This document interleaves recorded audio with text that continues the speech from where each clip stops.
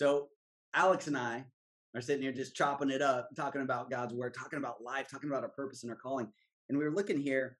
Let me give you guys two scriptures. Proverbs 28:19. We're just gonna talk about this out loud in front of you guys. But listen to this in the Amplified. He who cultivates his land will have plenty of bread, but he who follows worthless people and pursuits will have poverty enough. Think about that. The people that we follow, I get a lot of, I don't really do social that much, but I do YouTube. And so I'll get YouTube shorts and there'll be a lot of business guys and teacher guys and marketing guys and all stuff. And man, they've got great points. They got great ideas. They have great thoughts.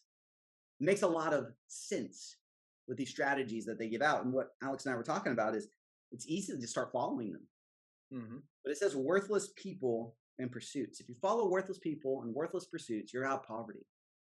And when you think about worthless, I'm not trying to like bash anybody, but I'm just thinking like from a kingdom perspective. Then, actually, we didn't talk about this part. Listen to this. I should have read you the next verse.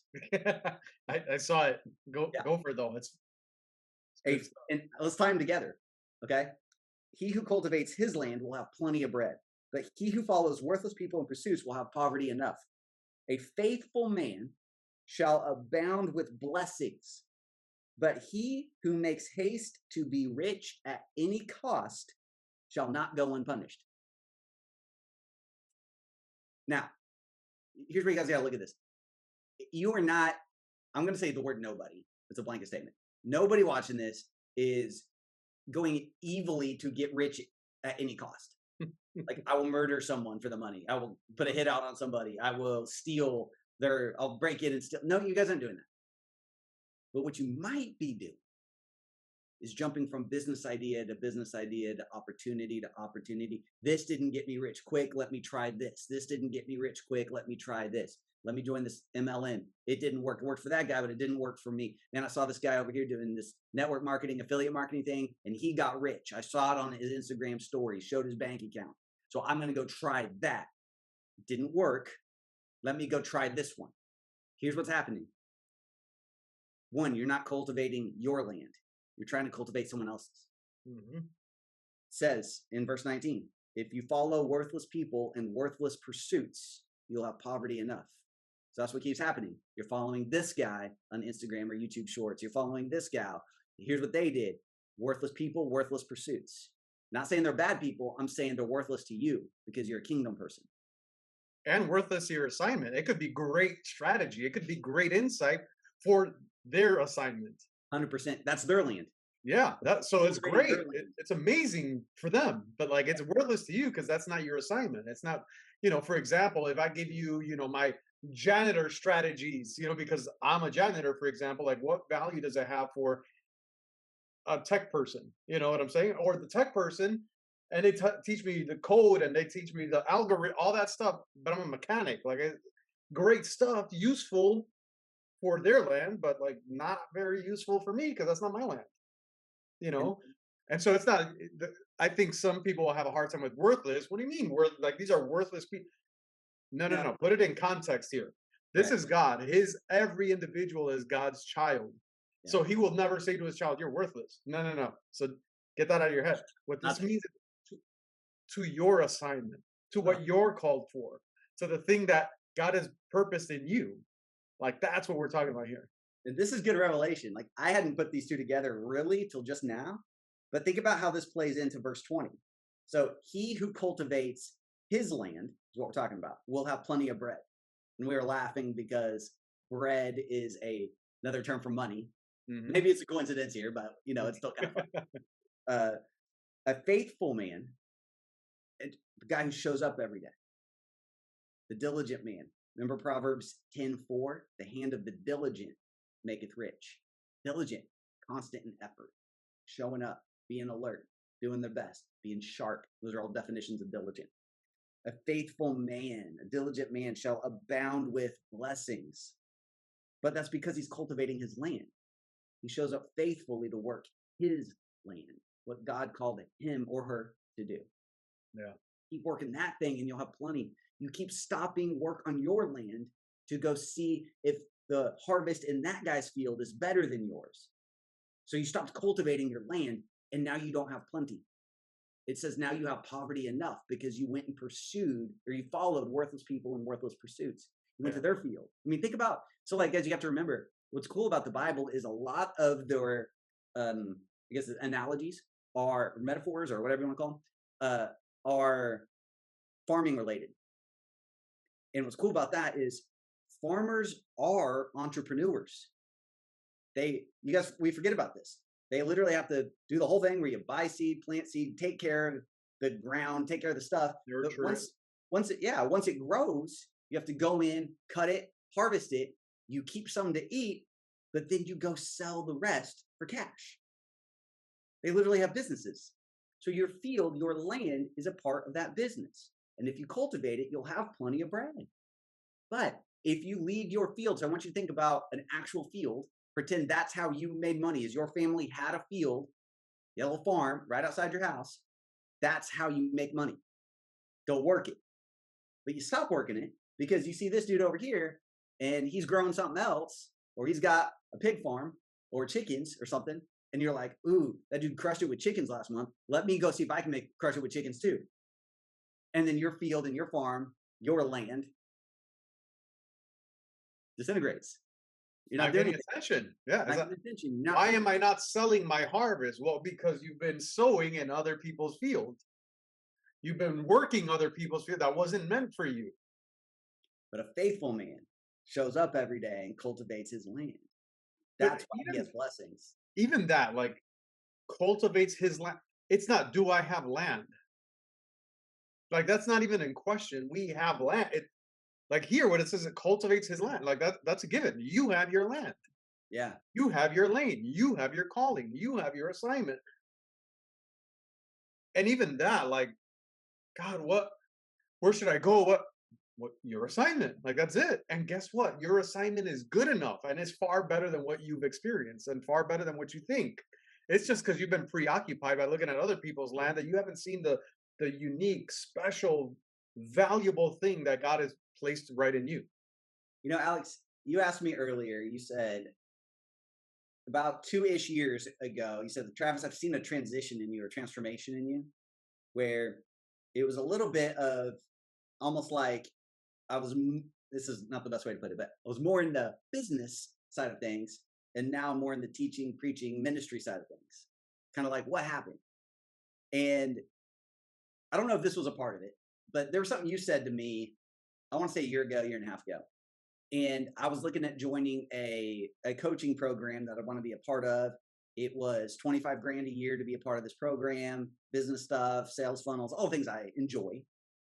And Alex goes something to the effect of, hey, Trav, what if you didn't join a program for a minute and you just listen to the Holy Spirit on what to do next? What if, like, just for a little bit, and there's nothing wrong with coaching programs. They do them. They change your life, accelerate everything. Alex and I are both products of this. But I'm talking about instruction for this specific season. And he was just like, you've done those. You've been a part of these things. You've implemented a lot. It's gotten you to where you are now. That's awesome. But what if you just took a minute and didn't do any coaching programs and just basically, I took it as dive deeper in with the Holy Spirit for direction than you've ever had before. And that resonated with me. So I prayed about that and I thought about that for a while. And I think that's what I did. I mean, I did not join that particular program. And I started, it's kind of like what, before we hit record, we were talking about how all these different strategies on how to do business and make money. And you need to know some of them and that sort of deal. But it's kind of like these people who just come along and don't know any better. They end up having the most success the fastest. We've worked with people, we've coached people with business models that I would think wouldn't have worked. Yet they're building the life they want, the money they want. They're fulfilled. They're operating in their calling. And I'm literally looking at their business and I'm like, this works? People pay for this? Well, what's happening is they are cultivating their land and they have plenty. They didn't follow worthless people or pursuits. They didn't even know these other things were going on. They were just like, I had an idea and I just went for it. I just thought, well, I want to try it like this. And so I just did it like that. I thought that would be cool. And it worked. And it just refreshes me because I think they're operating in this principle right here.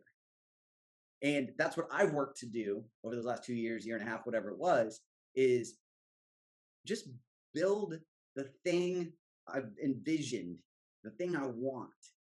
We were talking about, we've got the increased coaching programs and teach you how to become an increased warrior and things like this. This is the stuff I've always wanted to build. Yeah. I feel like I'm cultivating my land. Mm. This is a faithful man. It's just that dude who just shows up and cultivates the land every day. He's going to abound with blessings. Well, dude, I've known you for years, man. I don't even know how many years at this point, 5, 6 years probably. And I look at you now with your dedication to increase, with how content, teaching, revelation just kind of pours out of you naturally. And I look at that today, look at the product of today, and I compare it to different things that you did. You used to do church marketing, and then marketing for real estate, and then you used to do, how to make money online and how to create coaching programs and all these different things. But man, that version of you, all those land, and guess what? Those lands are good, but were they yours? Mm-mm. See, we function okay in those lands, and we're like, oh, this is it, I guess. I just got to get better at the thing. But it was never the thing. Yeah. It was a thing. It wasn't the thing. And so now, looking at you back then, man, your level of fulfillment now through the roof. The level of flow, like this just comes out of you where you're just like before, you're just like, oh, I don't know, I gotta just you're like grinding your way through, but it was not your thing. Yeah. But like, okay, there was some fruit, but it was really temporary. Mm-hmm. Now I see, and man, it's just consistent life change for people that you serve, and yours, and your family, and your girls. And I see that. I see. We had a conversation 2 weeks ago. You said, man, you know where I'm at, man? I wake up every day excited about every part of my day. Mm-hmm. Guess what wasn't around 2, 3, 4, 5 years ago? That. Yeah. There's a lot of frustration. There's a lot of tension. That was not what you were saying just years ago. So the reason that I share that is because there's a distinction when we're in our land, when we're working our lane, when we're in our calling, versus doing a bunch of cool stuff, good stuff, things that, okay, by some standards can make progress, but it's not your thing. And so oftentimes we divert our attention to those things because it's clear to us what other people have done there, and we don't know the scope of all that God has for us in our place. You just said it probably 20 minutes ago. You're like, dude, I'm fired up because I want people to be here. I know, like, I'm in it now. And I want more people. I'm gonna evangelize. Get in your zone. I'm gonna evangelize it because now I'm here and I know what that's like. I feel the same way in part of me. Like it feels like infinite family time. Nothing gets in the way of my family. I didn't have that one. And I want to tell everybody about that. Like, this, have the things, but man, put your family first. Look what happens to your marriage. Look what happens as a parent. Look what happens with your kids.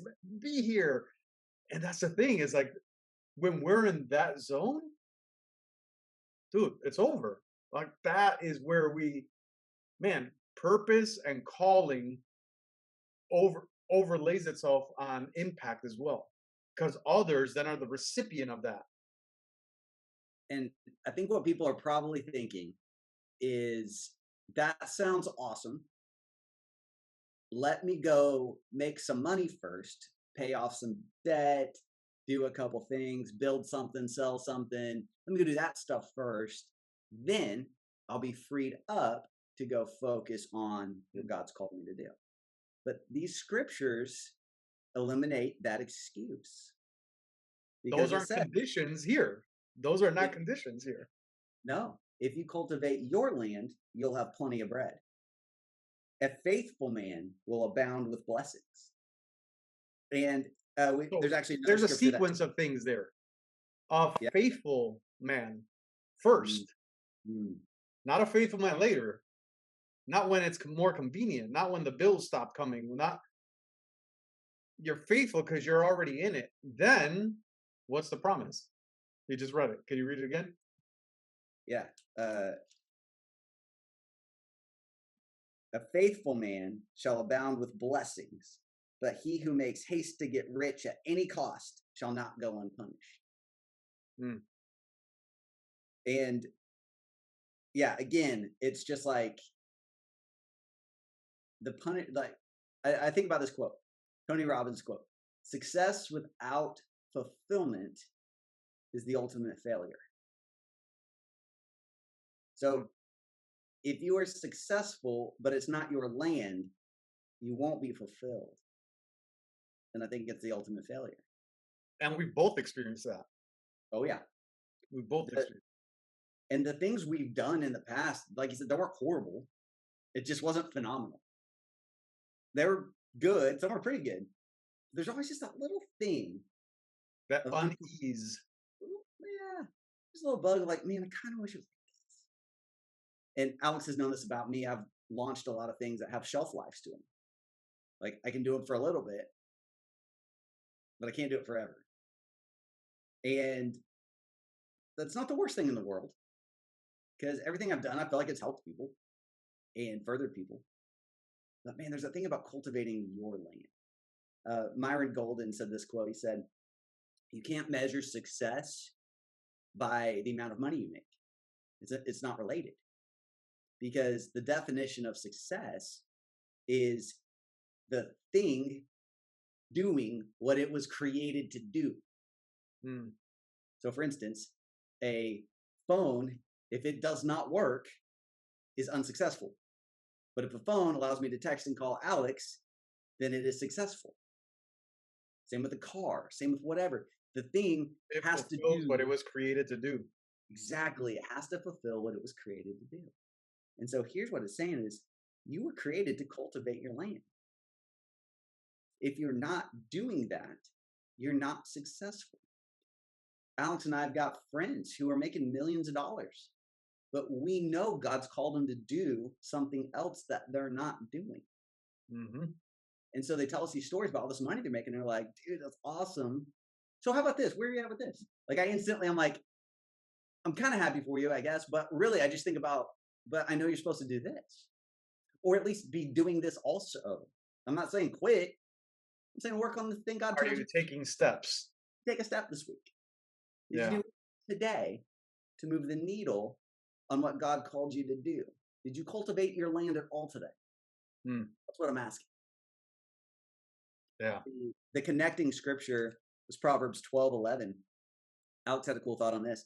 In the Amplified Classic, it says, "He who tills his land shall be satisfied with bread.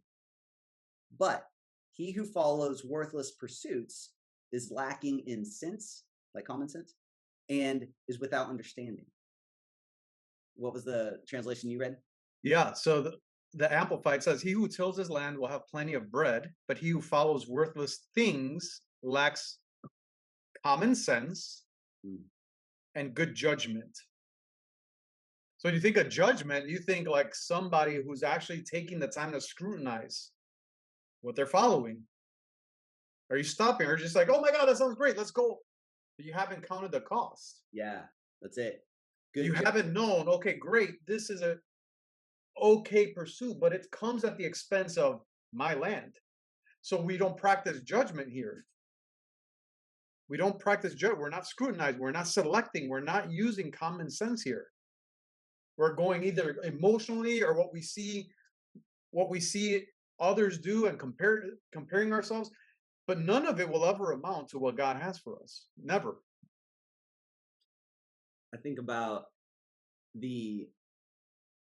so it's interesting you said good judgment, because you can look at an opportunity and it could seem good. Like you said, a judge kind of calls it. Is it good? Is it bad? Is it this? Is it that? I'm judging it. Here's an opportunity to make money or build a business around this. I see the opportunity. You look at it, and a good judge can judge if it's the right thing to pursue based off the right parameters, the right decision-making parameters, as we've talked about. So yes, it could make you money, but is that the best decision-making parameter if that's a good pursuit or not? At the expense of, like we said, like literally imagine a field that has been abandoned and not touched for years. Overgrown, bunch of weeds, thorns, thistles, tumbleweeds, the dirt's all cracked and gross and not good soil anymore. And then you go look back at your land, the thing God called you to do, it doesn't look good anymore. and you're like, oh, and then you go back to something else. Mm-hmm. And the next thing you know, it's been a decade or 2 or 3 or 4 or 5. And you're like, what?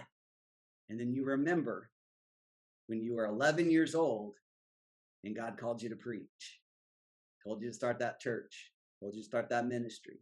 Maybe he told you to start that business. Maybe he told you to start that service. Whatever it is, he gave you something. You don't know what it is, but you've abandoned your field so long, it doesn't look very good anymore. It doesn't look very attractive anymore. You're looking at it and you're like, I don't think I want to go back there. That looks worse than ever. Yeah. Cultivate it, but till it back up. So here's what but this is what's interesting here. You look back at the field and it looks desolate. It looks like, what good can come out of this? So link that up to what the thought we just had is, maybe I should go make money now and then I'll come back to it. Is it easier to come back when the land is still showing you proof of life, or when it's desert? So you're thinking, I make money first, delaying me moving into my calling. But when we look at that same timeline in the perspective of our field, of our land, it's going to get worse over time. Yeah. So you're telling me that when you have more money, that land that looks jacked up is going to be more appealing to you?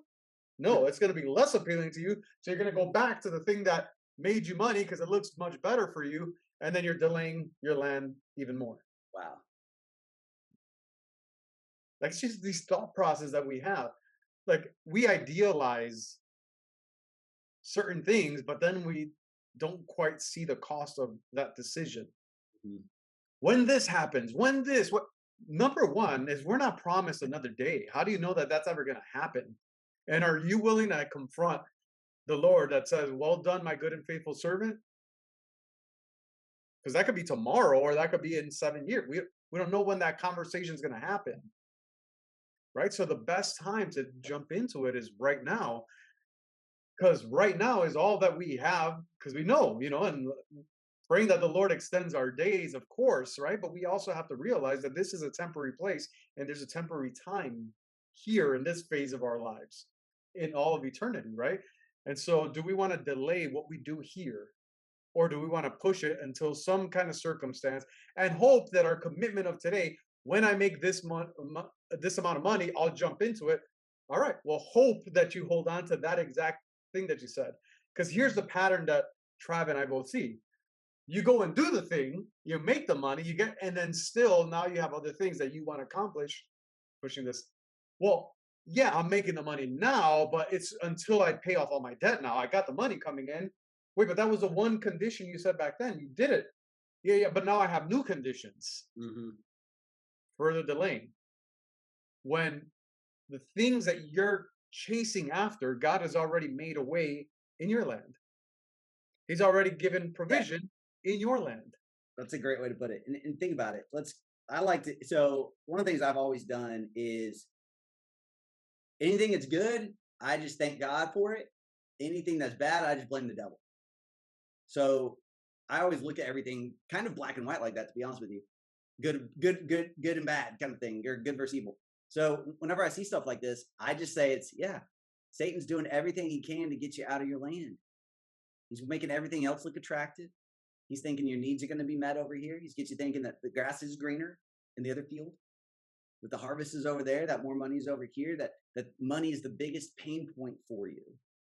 And look, is it Luke 16, I believe, where it talks about money's actually the least thing to use your faith on. It's like, if you can understand, if you know how to, if you can be trusted with money, you can be trusted with true riches. But we make money the main thing. God said it's the least thing. Like, it's the entry level point of operating in faith is that. Then I can trust you with the big stuff after that. But we make our whole lives around the little thing, around the wrong thing. Mm-hmm. And we go and we pursue that. And again, it's just the devil trying to get you out of your land. Because when you're in your land, like Alex just said, all the things you're trying to find, get, and pursue, they're over here in your land. Your land can go produce you plenty of bread. And you're fulfilled. I'm telling you, you want this feeling. This is the feeling you want. It's why you go to, like, I've had a job and I tried to quit it 3 or 4 times. And each time the boss would give me a significant pay raise. And it would work for about 3 months. For about 3 months, I'd be fired up and thrilled, like, all right, you got it. He praised me. You're doing awesome. Please don't leave. What if we paid you this much more? But within about 3 months, I've got the same feeling inside of like, I'm not supposed to be here. I want to do something else. Like, I don't want this to be like I'm in a cage. Like, this doesn't light me up. I'm just dragging myself to get here. I'm just working for the paycheck. What am I doing? That's unfulfillment. Mm-hmm.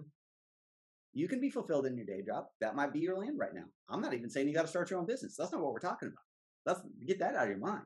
Your land is the thing God has called you to, and He's given you. Go cultivate that thing. Get in it. Oh man, it's basically the dream life is there in your land. It's a whole type and shadow of God giving the Israelites the promised land. Remember the one that they wandered through the desert for 40 years because of doubt and unbelief? They got stuck in the desert. Yeah. And then Joshua and Caleb, they're the only two who are like, yo, let's go take it. He said, God even told them there was going to be battles once you get there. There's going to be fights, but once you go clear out the giants and clear out the bad guys, you have the land of milk and honey. That place is awesome. It's got everything you ever want. And it talked about gold and silver and copper and abundance and milk and honey and land and sheep and blah, blah, blah. So basically the land, plenty, is there in your land. And this is a type and shadow of that. Cultivate your land. And think about it in that story is like, what is your perspective with your promised land? Right? Is it there's giants there, and so you keep excusing your way out of pursuing it? Or is it grasshoppers there? Or like, yes, there's some challenges, but they're just grasshopper. Like, I'm going to go for it. Yeah. Same exact land, by the way, but different lens to look at the same exact land. Is there giants there stopping you from going there? My bills, my this, my that, my other thing. Yeah, I don't have time. I'm too busy. Oh, so you're seeing it as giants. Last time I checked, God is the orchestrator of time. He's the ultimate provider of resources. He's the ultimate provider of anything that you could lack. Yeah. Right? So we have that understanding, but why don't we live that out? But then there's others that are like, I don't have time, but guess what? I'm going to create time. I'm going to make time. I don't have the money, but you know what?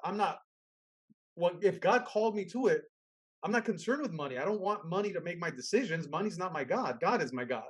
Mm-hmm. So I'm not going to lay my calling on the altar of money, of manna, or not manna, of mammon. It lays it out pretty clear in Matthew 6:24 on that exact topic. It's actually, as soon as you started talking about it, I thought of that, and then you went there. Jesus says this: no one can serve two masters, for you will either hate the one and love the other, or you will stand by one and be devoted to one and despise and be against the other. You cannot serve God and mammon. But then it goes on and it tells you what that is in the Amplified. It says mammon is deceitful riches, and I got a whole training on this. I've got playlists. Check it out on YouTube because it's a series. Yeah, I think 7 videos in the series on mammon. It'll blow your mind. You cannot serve God and mammon, deceitful riches, money, possessions, or whatever is trusted in. You can only serve one or the other. And if I asked everybody watching this, let's say, hey, raise your hand if you serve mammon. Nobody would raise their hand. And I'd say, raise your hand if you serve Jesus. Everybody raise their hand. But this is literally what it's talking about. You are serving. Jesus is saying, do this, but your negative bank account is saying, do that. Or the amount of money you want to make is saying, do this. Or the amount of money you're making now. Like, you don't want to put that at risk. Yeah. It's not only like if you're in deficit, like sometimes it's like the abundance of my account. I don't want to jeopardize that. That's a good point. So it's anywhere in the spectrum. So like if you don't have much, you're like, oh, that when I get here, but then there's people that are here according to your standards. And they're like, oh, it's if I didn't have this. Yeah. It just looks different. It could go away at any minute. I don't want to risk losing that. I've worked so hard to build this amount. I know a friend who's actually said that to me. They worked so hard to build up their savings and their 401ks to a certain level that they don't want to do anything that could jeopardize those things or put those things at risk. Well, who are they serving? It's exactly. And it's kept them in a corporate job that they have hated for like 12 years. So how much can the Lord overflow from that place? From a place of frustration. Where's where can overflow come out when that's what's we're filled with? Yeah. From a place of fear. These are, by the way, these are emotions, these are experiences that are not from God's kingdom, they're from the enemy's kingdom. Mm-hmm. Right? Faith is God's currency. Fear is not God. Right. Perfect love casts out all fear. So that means that if I'm occupying space in me with fear, with that tension, with that unfulfillment, like what's going to come out of me? Not 100% abundance, not 100%. Like what's going to come out of me when that is occupying my spirit? It's occupying my mind. It's occupying my heart. Listen to this real quick. Hebrews 10:35 in the Passion. Here's what fear does, guys. And again, it can be like Alex said at any level. It says this.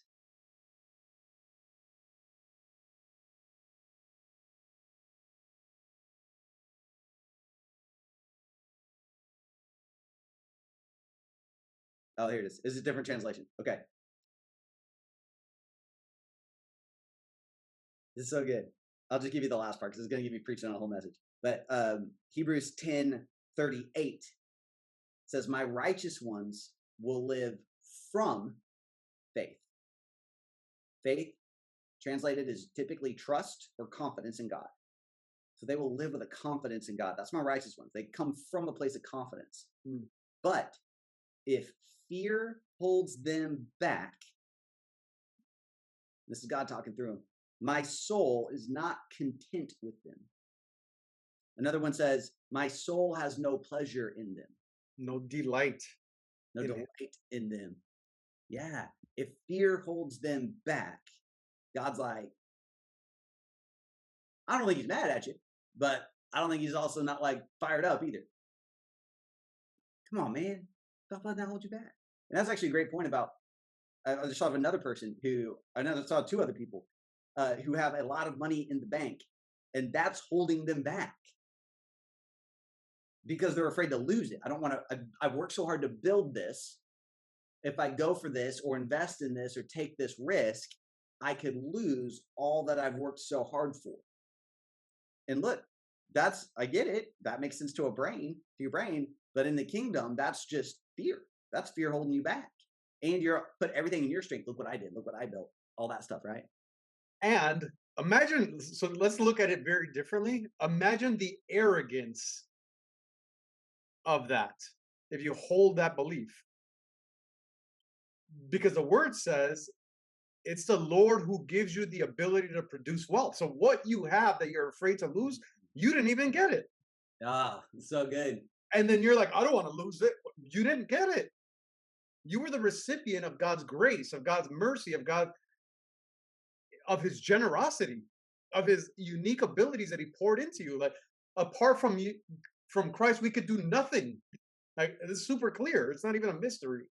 Yeah. But then the arrogance of us then claiming it as ours and then holding on to it, it was never ours. Like he allows us to participate in what's his, but it's not ours. We didn't get it.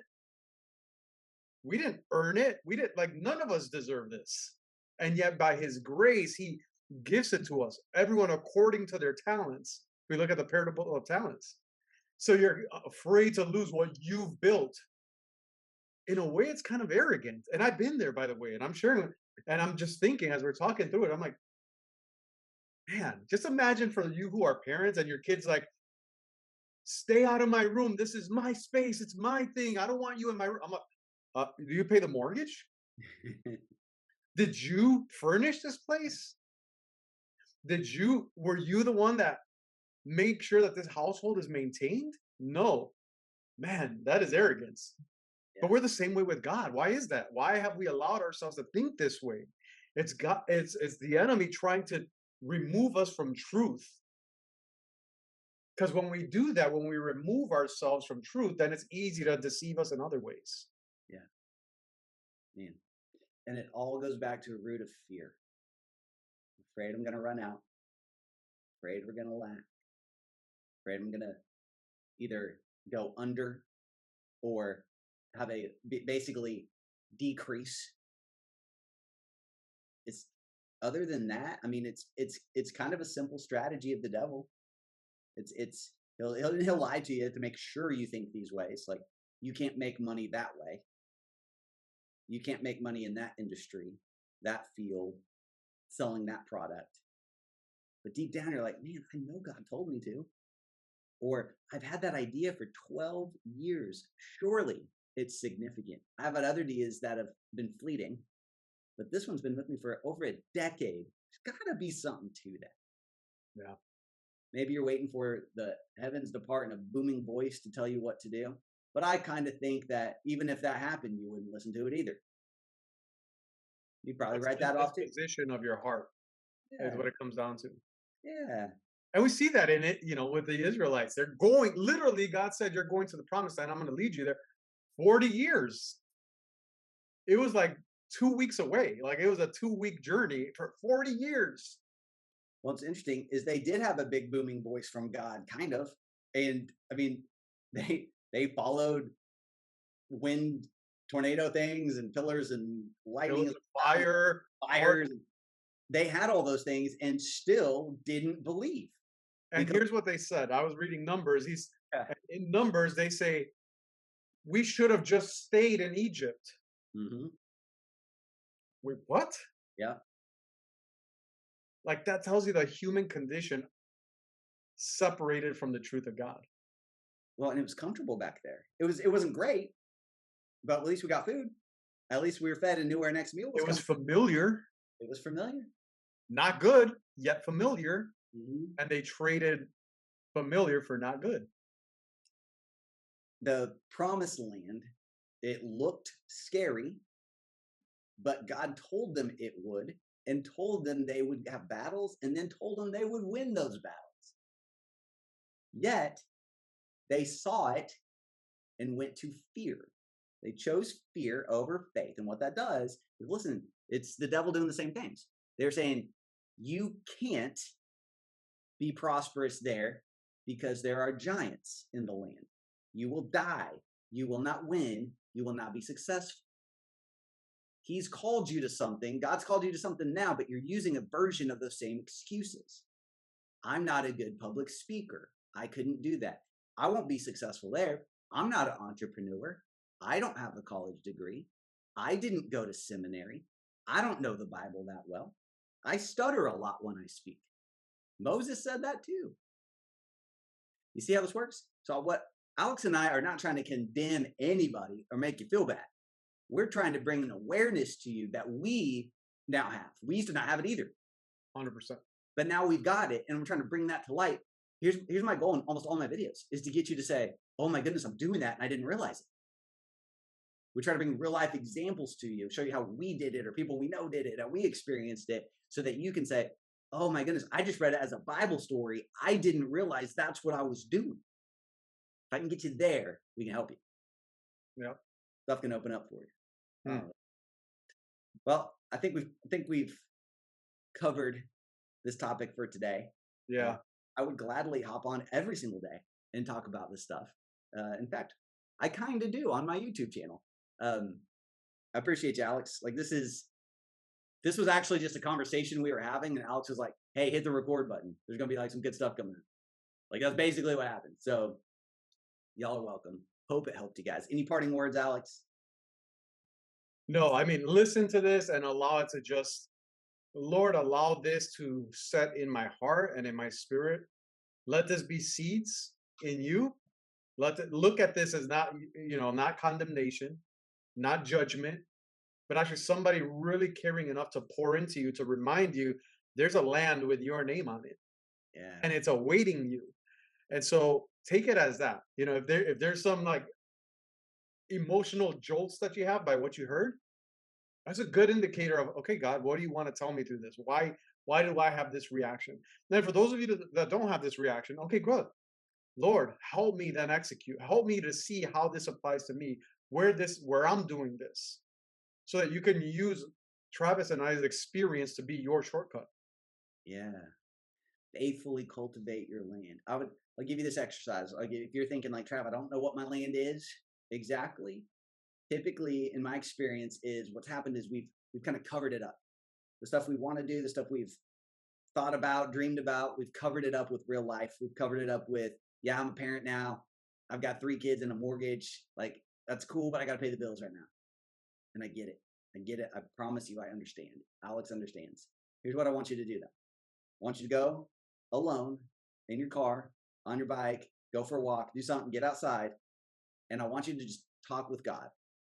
And I want you to just act like he's right next to you, have a conversation with him and just say, God, wouldn't it be awesome if we were just, and then whatever comes out of your mouth probably is related to your land. Man, wouldn't it be awesome if I could just read God's word and then teach it? Oh man, wouldn't that be so fun? Man, I would love it if I could just coach soccer. Oh, I just want to coach soccer every day.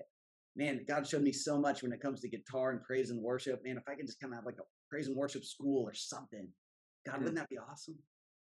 Whatever it is for you. It could be something way different than those things, but have that conversation. And I believe that that's going to reveal what's really in your heart. What's cool about that is God put that in you for a reason. Yeah. That's probably your land. And so I just want to get you in that direction today. Yes. All right. I love you guys. Thanks for listening. Take care, y'all.